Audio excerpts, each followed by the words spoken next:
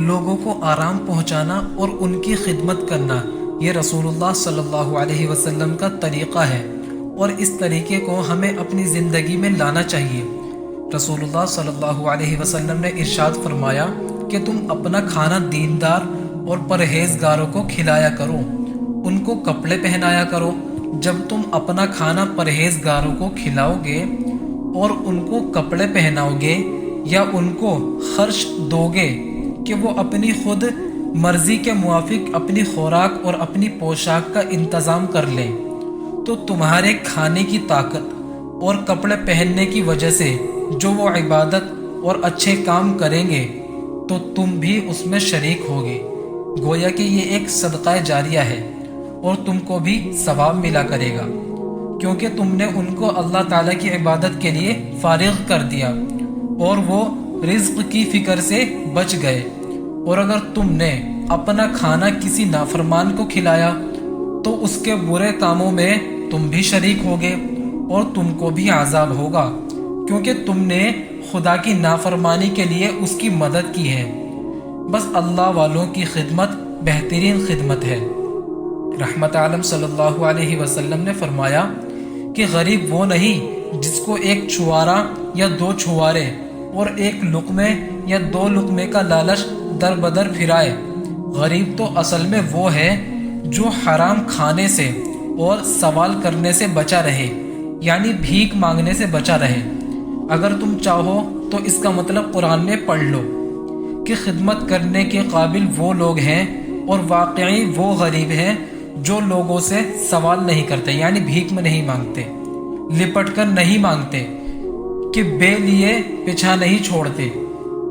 اس حدیث شریف سے معلوم ہوا کہ جو غریب لوگ سوال نہیں کرتے ان کی خدمت کرنے میں زیادہ ثواب ملتا ہے۔ بھیک مانگنے والے فقیروں سے ان کا حق مقدم ہے، اور مانگنے والے لوگوں نے پیشہ اختیار کر رکھا ہے، ایک جگہ نہ ملے تو دوسری جگہ سے مانگ لیں گے۔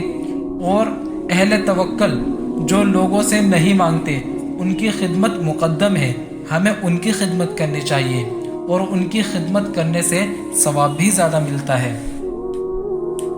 رحمت عالم صلی اللہ علیہ وسلم نے فرمایا کہ کیا تو خدا سے نہیں ڈرتا؟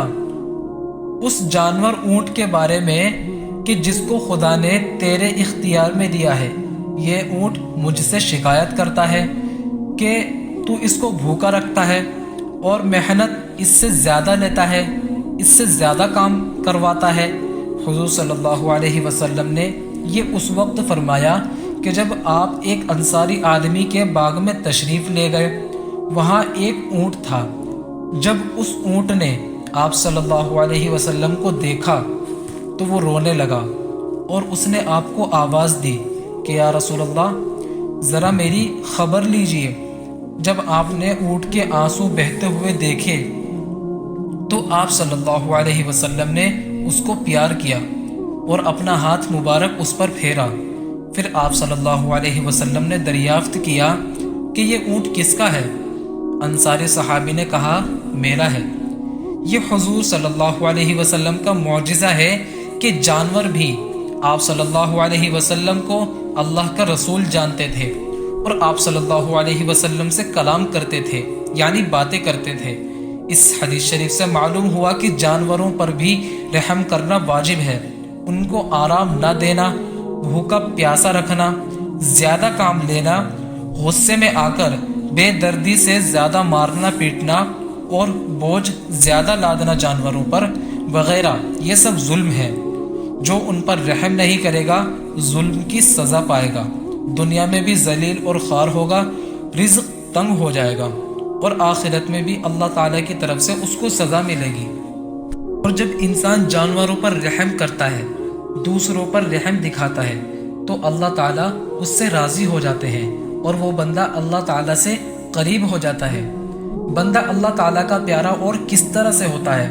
اللہ تعالیٰ فرماتا ہے کہ میرا بندہ نفلی عبادتوں سے ہمیشہ میرا قرب چاہتا ہے، یہاں تک کہ میں اس کو چاہنے لگتا ہوں، پھر میں اس کے کان ہو جاتا ہوں جن سے وہ سنتا ہے، اور اس کی آنکھیں ہو جاتا ہوں جن سے وہ دیکھتا ہے، اور اس کے ہاتھ ہو جاتا ہوں جن سے وہ پکڑتا ہے، اور اس کے پاؤں ہو جاتا ہوں جس سے وہ چلتا ہے، اور اگر وہ مجھ سے کچھ مانگے تو میں اس کو دے دیتا ہوں، اور اگر وہ مجھ سے پناہ مانگتا ہے تو میں اس کو پناہ دیتا ہوں۔ اس سے معلوم ہوا کہ جب بندہ اللہ تعالیٰ کی خوب عبادت کرتا ہے اور برے کاموں کو چھوڑ دیتا ہے تو وہ اللہ تعالیٰ کا پیارا اور مقبول بندہ ہو جاتا ہے۔ پھر اللہ تعالیٰ اپنی مہربانی سے اس کے کانوں کی اور اس کی آنکھوں کی اور اس کے ہاتھ پاؤں کی حفاظت کرتا ہے۔ برے کاموں سے اللہ تعالیٰ اس کو خود بچاتا ہے۔ عبادت اور تابعداری کرتے کرتے اللہ تعالیٰ کی محبت اور عظمت اس بندے کے دل میں بس جاتی ہے اور ایک دم پیوست ہو جاتی ہے، اور وہ ہر وقت اللہ تعالیٰ کو راضی کرنے میں لگا رہتا ہے۔ گویا کہ اس کا پیشہ یہی بن جاتا ہے کہ وہ کس طریقے سے اللہ تعالیٰ کو راضی کرے اور کس طریقے سے وہ اللہ تعالیٰ کا قرب حاصل کر سکے۔ پھر اس بندے سے اللہ تعالیٰ کی مرضی کے خلاف کوئی کام بھی نہیں ہوتا۔ آنکھ، کان، ہاتھ اور پاؤں سب اللہ تعالیٰ کے تابعدار ہو جاتے ہیں اور فرما بردار بن جاتے ہیں۔ اس حدیث شریف میں یہ عظیم الشان درجہ حاصل کرنے کا طریقہ بتلایا گیا ہے کہ نفل عبادت کی کثرت سے اللہ تعالیٰ کی محبت اور معرفت بڑھ جاتی ہے۔ اللہ تعالیٰ کے بے شمار بندوں نے مجاہدے کیے اور محنتیں اٹھائی اور اس عظیم الشان مرتبے کو حاصل کیا، مگر یہ رتبہ بے مشقت اور محنت کے اور بغیر کامل پیر کے حاصل نہیں ہو سکتا، اور یہ سمجھنے کی بات ہے کہ بغیر کامل استاذ کے کوئی دنیا کا فن یا ہنر بھی حاصل نہیں ہو سکتا۔ تو اللہ تعالیٰ پاک سے محبت اور تعلق پیدا کرنے کا یہی طریقہ ہے کہ کامل پیر کا دامن پکڑو اور اپنے آپ کو اس کے سپرد کر دو، جو وہ بتلائے اس پر چلو۔ یعنی کوئی ایک اپنا ایسا استاذ بناؤ اور کسی ایسا عالم کو پکڑ لو جو آپ کو دین کے راستے پر لے کر آئے۔ دین کے راستے پر چلنے کے لیے رہبر بنانا ضروری ہے، کیونکہ اللہ تعالیٰ کی محبت کے راستے پر جس نے بغیر رہبر اور رفیق کے قدم رکھا اس کی تمام عمر گزر گئی مگر اللہ پاک کی رضا حاصل نہیں کر سکا۔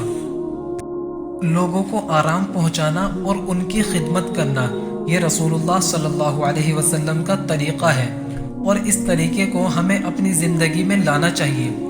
رسول اللہ صلی اللہ علیہ وسلم نے ارشاد فرمایا کہ تم اپنا کھانا دیندار اور پرہیزگاروں کو کھلایا کرو، ان کو کپڑے پہنایا کرو۔ جب تم اپنا کھانا پرہیزگاروں کو کھلاؤ گے